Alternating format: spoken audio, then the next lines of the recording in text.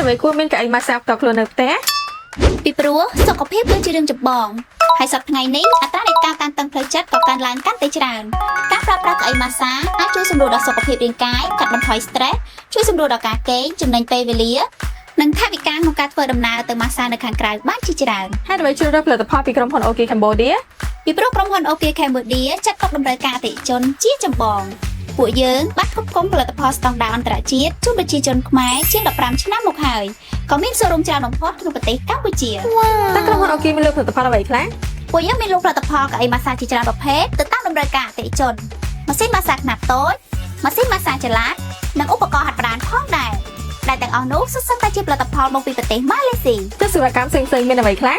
អូខេមានផ្ដល់ជូនសេវាដឹកជញ្ជូននិងដំឡើងដោយឥតគិតថ្លៃទាំងនៅភ្នំពេញនិងតាមបណ្ដាខេត្តការធានារយៈពេល2ឆ្នាំនិងជួសជុលឥតគិតប្រាក់ចាំមកខ្ញុំចាប់អារម្មណ៍ចង់ទៅផលិតផលមិនតែអត់មានទៅ showroom ទៅគិតមិនកុំបារម្ភក្រុមហ៊ុនអូគីក៏មានសេវាកម្មដឹកផលិតផលជូនអតិថិជនសាកល្បងផ្ទាល់ដល់ទីតាំងដោយមិនគិតកម្រៃនោះឡើយអ្នកដល់សុខភាពជ្រើសរើសអូគី I'm okay I am healthy Okay